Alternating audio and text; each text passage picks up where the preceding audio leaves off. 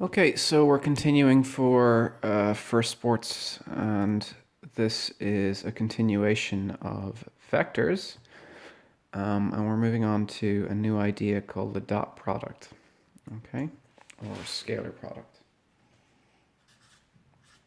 So this is the scalar product.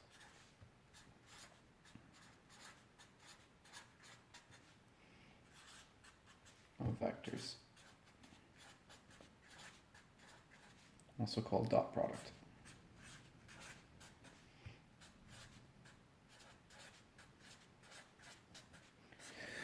And this is pretty simple. Given two vectors,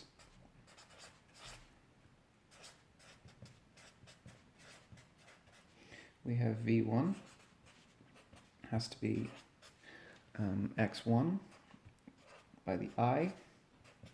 It has to be y1 by the j, and z1 by the k. And we have v2, which is x2 by the I, y2 by the j, and naturally enough, z2 by the k. Well then, what's my dot product? I'll put little arrows on these as well. Then v1 dot product with v2 is what? Well, first of all, it's not a vector. It is a scalar, okay, as the formula would suggest. And it's a really easy formula. All I do is I take x1, multiply it by x2. So the I parts multiply together. Then I have y1 multiplies y2. So the j parts multiply together. I have z1 by z2. So the k parts multiply together. And I add all those together. Okay. So we'll do an example. It's pretty simple.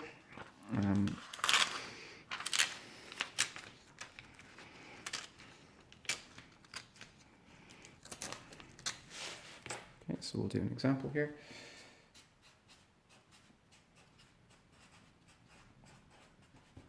Okay, so suppose that we have v1, and I'll make that 3i minus 4j plus 2k. I have v2, and v2 is which? v2 is minus 2i plus 3j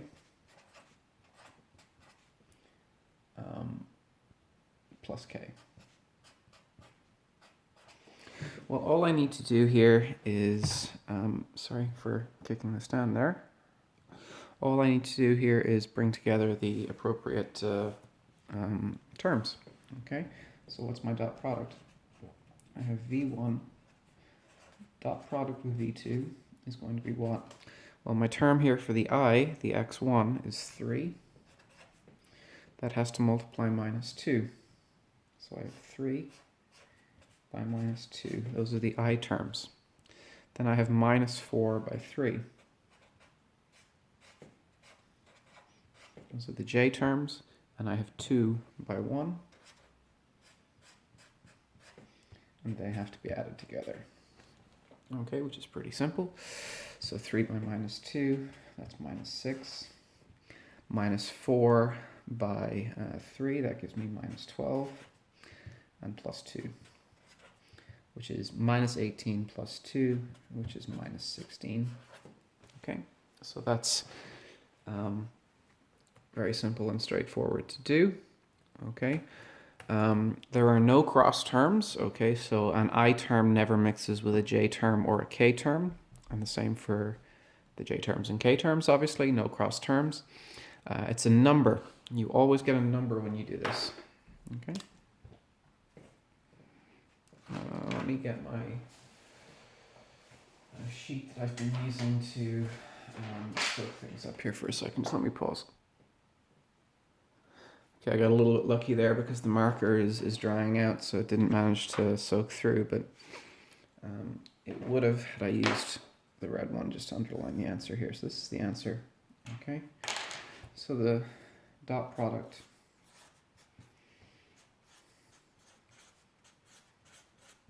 is a number.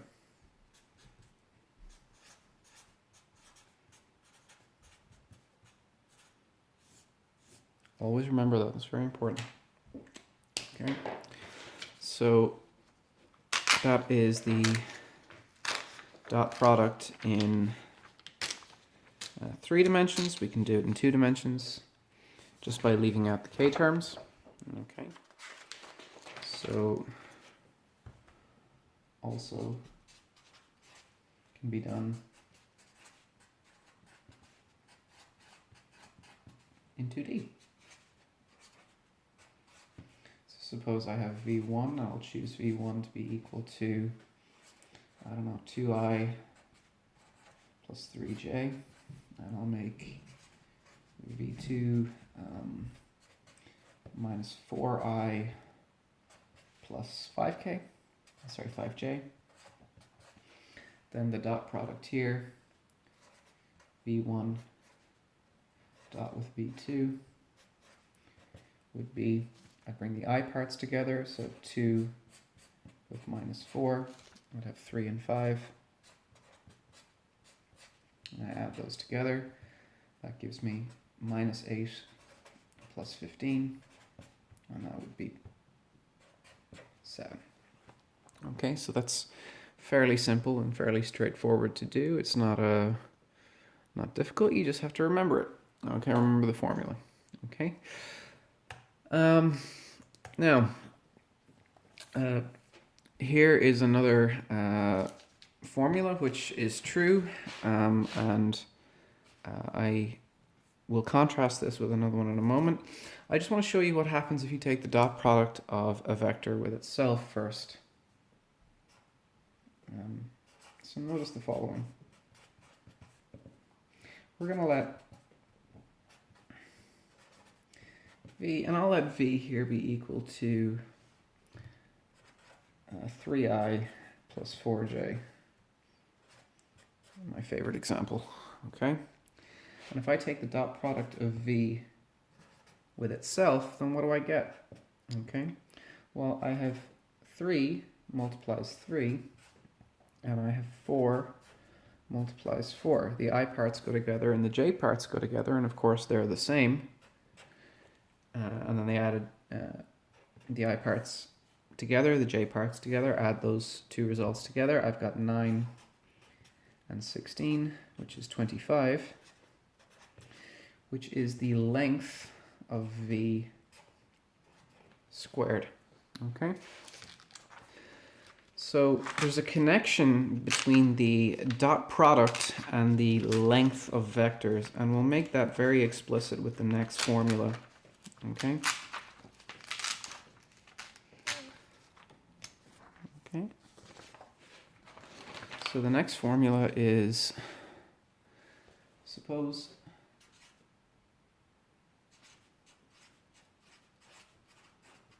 we have two vectors.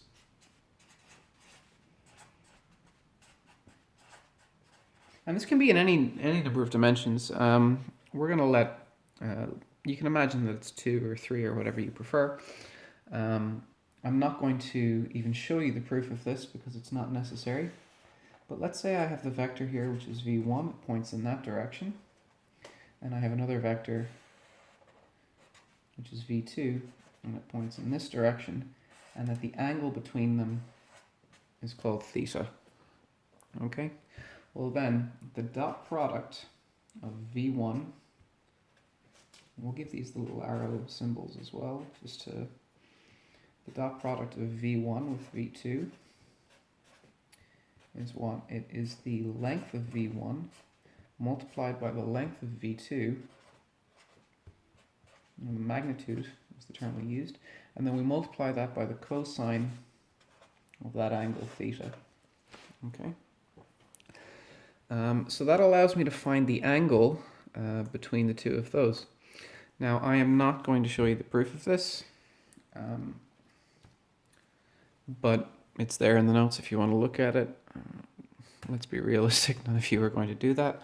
I can't examine it and I don't really have time to go through it. So we'll do an example.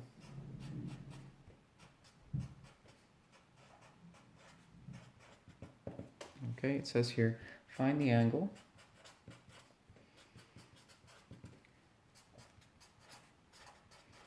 between and the angle, we have the vector v1 is 2I minus 3j. Okay, and I have v2 is the vector 4I plus j. Okay, so I need the length of both of these, and I need their dot product.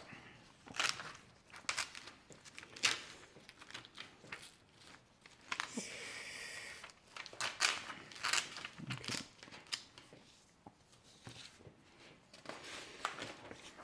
So let's have a look at this.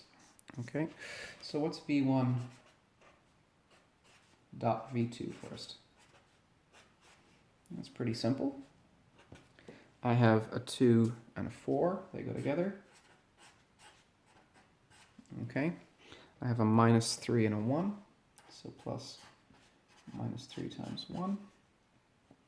Okay, and that gives me 8 minus 3, which is 5. Okay, so their dot product is 5. Okay, now I need their lengths. Okay, and their lengths are pretty simple to find. We talked about this before. So what's the length of v1? Well, that is the square root. Okay, and now I have 2 squared plus minus 3 squared. That's the length formula that we talked about before. Okay, 2 squared is 4, minus 3 squared is 9, so that's the square root of 13.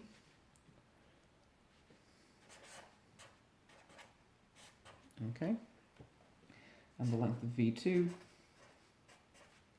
is what? That's the square root. I have 4 and 1, so 4 squared plus 1 squared, which is the square root of 17. Just leave it like that for the moment, don't make it a decimal yet. Okay, so now if I look at my equation here, and this is all of the information I need, I have v1 dot v2. Well, if that worked out, that's here. Okay, so I'm going to put a red box around that.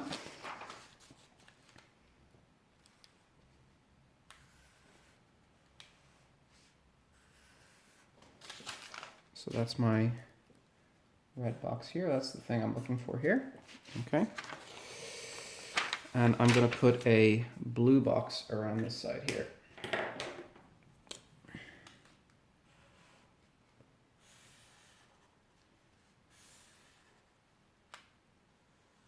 You'll see why I'm doing this in a moment. Okay. So what's my red box and what's my blue box? Well, now the red box, the thing that has to go in the red box, that's 5, right? That was the dot product of these two vectors. And now I have the stuff that goes in the blue box. I have the square root of 13 and the square root of 17.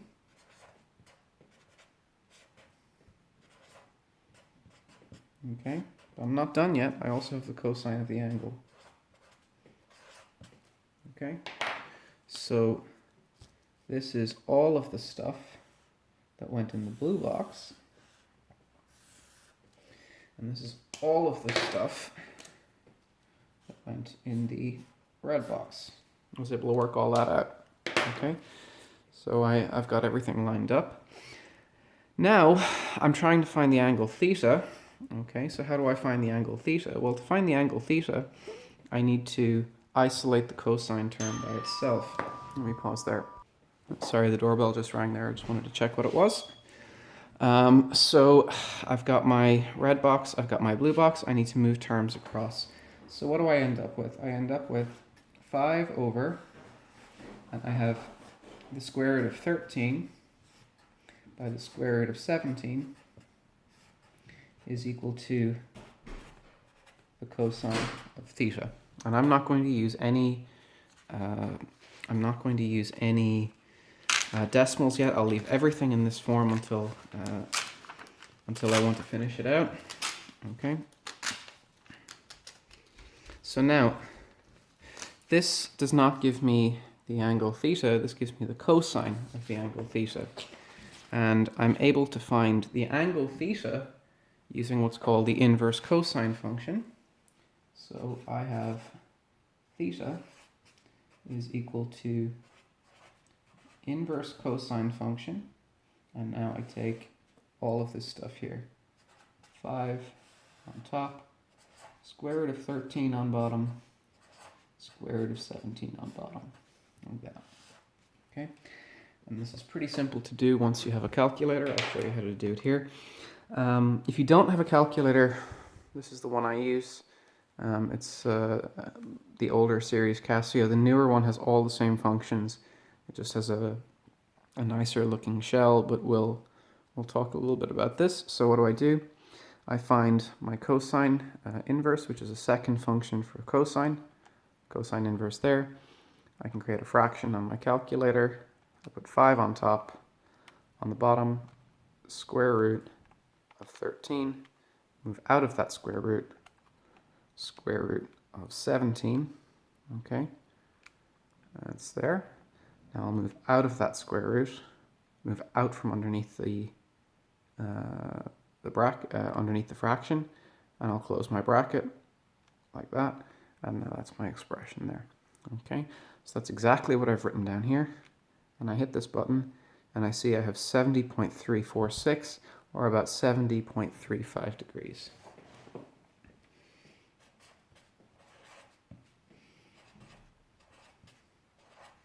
Okay, so that's 70.35 degrees.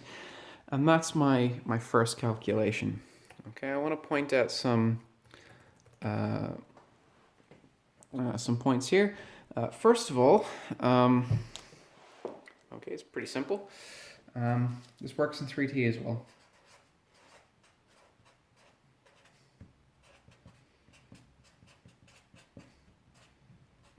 In the same way.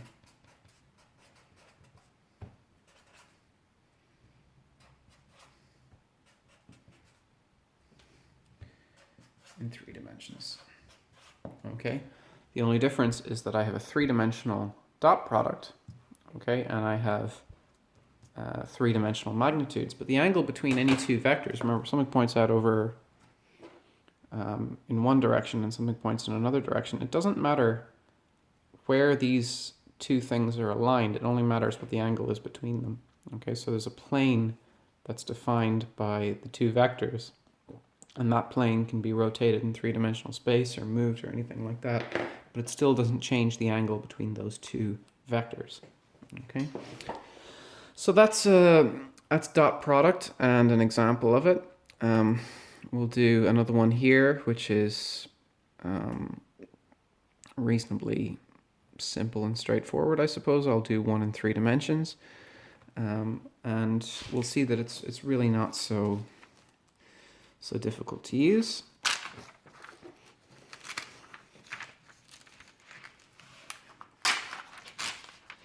Okay.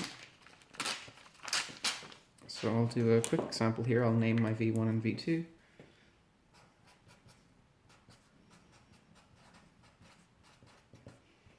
So I want to find the angle.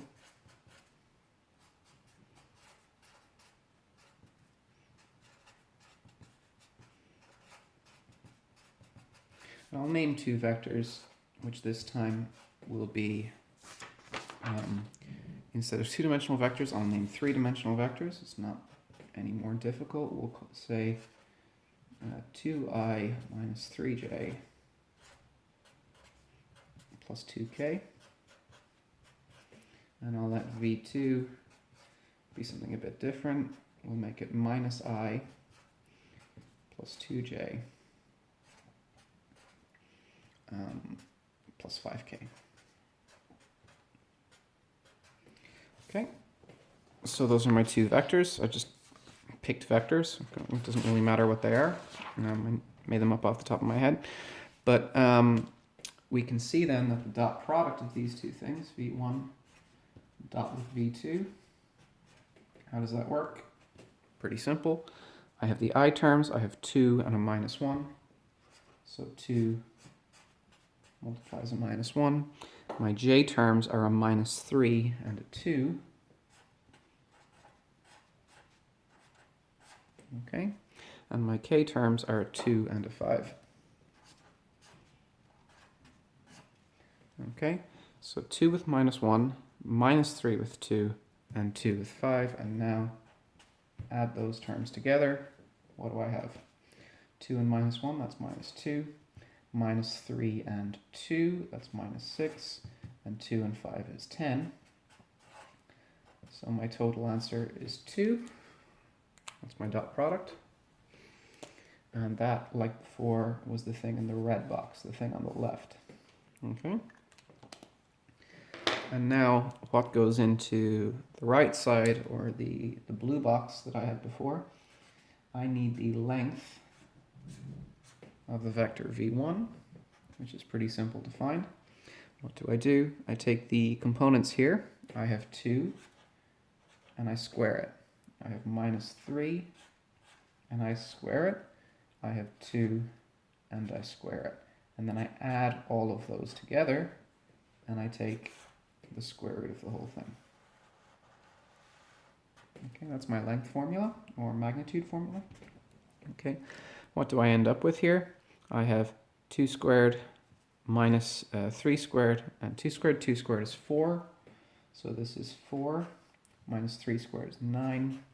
This is 4, add, square root. And this is again, the square root is 17. So that's one there. What about v2? Okay. v2 was minus 1, 2, and 5. So I end up with minus 1 squared. I have a 2 squared and a 5 squared. So this one's going to be a bit bigger. Okay, which is what? This is the square root. 1 squared is 1, 2 squared is 4, and 5 squared is 25. So that's the square root of 30. Okay. And now let's look at my box formula again here. I have the v1 cross the v2, so that's my 2. I have the length of v1, that's the square root of 17. I have my length of v2, which was the square root of 30. I'm not going to multiply them out. Okay, and I have the cosine term. Okay, so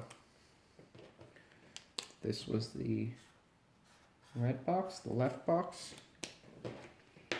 and this was the blue box, or the right hand side, like before. Okay, so now this tells me that I can get the cosine of theta by bringing the multipliers here, the 17 and the 30, across to the other side. So I have 2 over, and now I have the square root of 17 and the square root of 30. Okay, that tells me the cosine of the angle, but I don't want the cosine of the angle. I want the angle itself, so I have to use my inverse cosine function, which is pretty simple to do, really. It's not all that hard. Okay, so how do I do it? Now I take theta has to be equal to, I have cosine inverse formula, function, okay, and it's on all of the stuff here. So 2 over the square root of 17 and the square root of 30. And I put this all into my calculator in one go. So I find my cosine inverse, it's a second function there. Okay, cosine inverse, get my fraction, put a 2 on top. I have the square root of 17. I have the square root of 30. Okay, I'll come out from under the fraction. I'll close my bracket. I hit it in, and we say I've got 84.919, or about 84.2 degrees.